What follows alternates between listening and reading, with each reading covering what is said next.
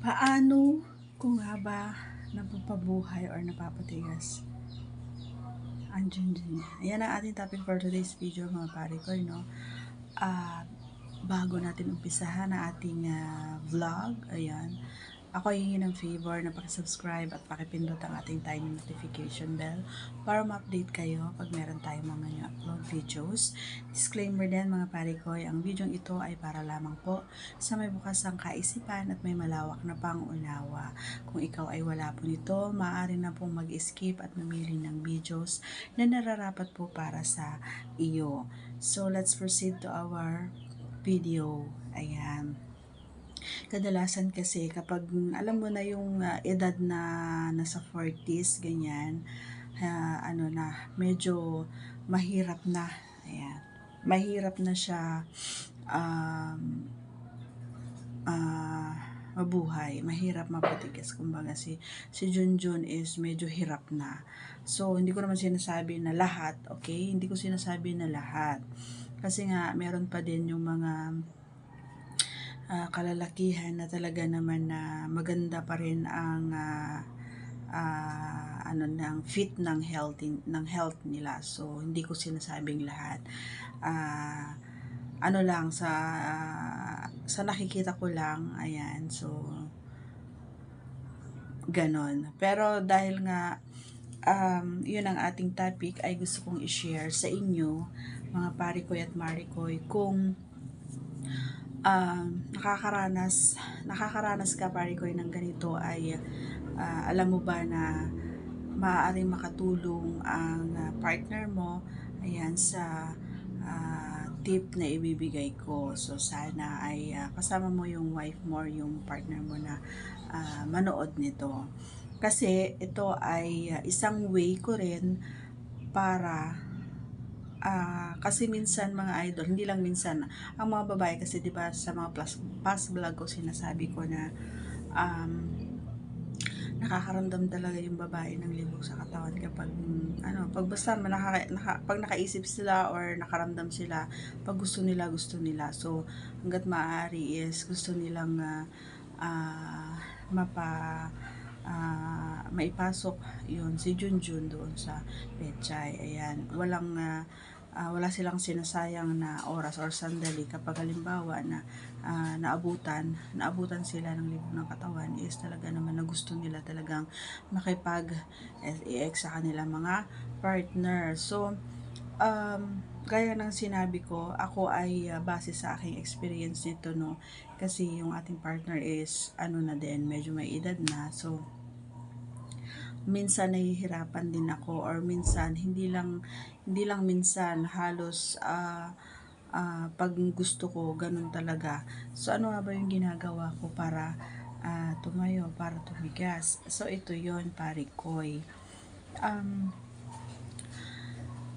Medyo kahit na siya ay naka shorts or naka pants, ganyan, mga parikoy, is nagagawa ko siyang patigasin sa pamamagitan ng aking mga palad. Ang ginagawa ko lang naman, kahit may may suot-suot siya na short or pantalon, is medyo hinahagod-hagod ko lang ng aking mga palad. Una hinahagod ko yan. Habang hinahagod ko yan, ikinikis ko siya sa labi, ganyan. Kinatagalan ko yon, kasi minsan may mga boys, hindi ko sinasabi ulit na lahat, may mga kalalakihan din na kapag nag-kiss ka ng matagal sa kanila, is umaakyat yung kilig, or ay alam mo yun, nakukuryente si Junjun, ayan, habang nakikipag-kiss ka sa kanila or nakikipaghalikan ka sa kanila. Isa yun yung way ko na ginagawa ko kapag ganun, pag inabutan ako. And then yung alam ko na mahirap siya buhayin, lalo na kapag siya ay pagod, kapag siya ay alam mo yun, lalo na kapag nakainom, ganyan, di ba, mahirap. So yun yung ginagawa ko, nilalaro-laro ko kahit na siya, hindi ko muna ipapasok ang akin. Ay, alam mo yung binibitin ko ba? Binibitin ko siya, yung style, binibitin ko siya. Ayan, pag naano ko na lumalaban na siya, or yung napapahawak na rin siya sa kahit sa parte ng katawan ko, is tumitigil ako. Ganun ang style ko. syempre mag-aano na yon, magigigil na siya pag gano'n, eh, pag parang bibitinin mo siya. So, ang nasa isip nun, ano ba naman ito, hindi pa itinuloy, gano'n. So, ang gagawin niya, tutulungan niya yung sarili para tumigas si Junjun. So, habang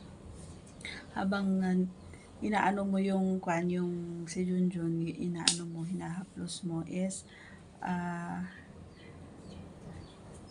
medyo inirarab ko. Ayan, kahit nakadamit, pwedeng gawin. Inirarab ko, pupunta ako sa taas niya, tapos inirarab ko yung aking pechay doon sa Junjun. At nilalaro ko yung ano niya, yung utong niya, o di kaya na ikinikis ko siya kahit saang parte ng katawan niya. Yan. Basta yung parang ano lang, may tamang word doon, parang nilalandi ko lang ganun.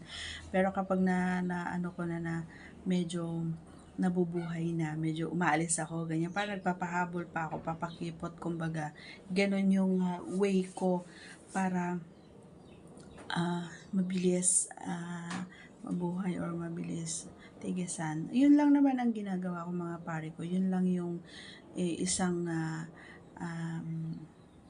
or dalawang bagay na ginagawa ko. Yung nilalaro ko siya, yan, ganyan. Tapos medyo nagpapahabol lang, nagpapakipot kaunti, hanggang sa maramdaman ko na medyo lumalaban na siya, or medyo umuumbok-umbok na doon sa ano, ganyan. Tapos medyo pahapyaw-hapyawan kong ipasok yung aking mga daliri doon sa loob, ganyan. Tapos aalisin ko pag alam kong pumipintig-pintig na, ganon.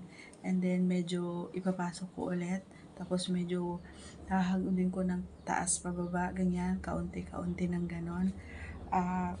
Doon ko na mararamdaman na ano na siya, yung nagiging ano na siya, lumalaban na siya, kumbaga, no, medyo nabubuhay na si kapag medyo kapag medyo nararamdaman ko na ano na siya, na tumitigas na, ginagawa ko, inilalabas ko yung inilalabas ko yung ulo, kumbaga, yung ulo ni Junjun, and then medyo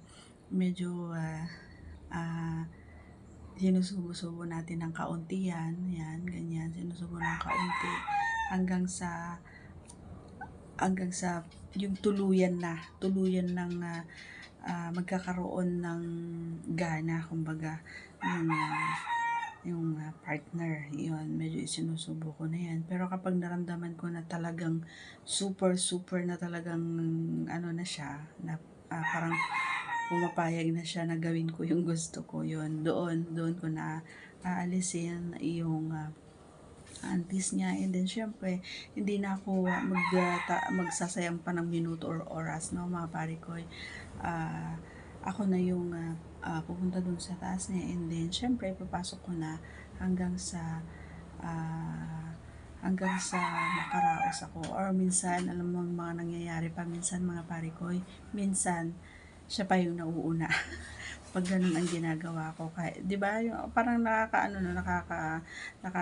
lang, kasi ayaw niya, tapos biglang nabuhay na, alam mo na paano mo yung si Junjun, and then mauuna pa siya kaysa sa'yo. Ganun ang nangyari. Pero ang kagandahan kasi sa aming dalawa ng partner ko is meron kaming communication. So, pag lalabasan na siya, sinasabi niya na malapit na akong labasan. Pero kapag sinabi kong wag muna, medyo umaatras siya, medyo hinuhugot niya ng kaunti. Tapos, pag sinabi ko na malapit na ako, doon, pinagpapatuloy niya yung paggiling niya rin sa ilalim hanggang sa magsabay kami. Grabe ang sarap. Yun. So, yun lang ang pwede kong i-share ngayon, mga pare ko, no, kung paano siya buhayin na hindi ka nahihirapan. So, ganun din naman sa babae. Parang ganun lang din. Kahit na may suot, ganun din ang gagawin mo sa babae. Kung wala siyang gana, ganun lang. Parehas lang, halos parehas lang. So, that's all for today's video, mga parikoy. Inuulit ko, pa-subscribe po ang ating channel at pakipindot ang tiny notification bell para ma-update kayo pag meron tayong mga new upload videos. Thanks for watching. God bless everyone. See you again on our next vlog.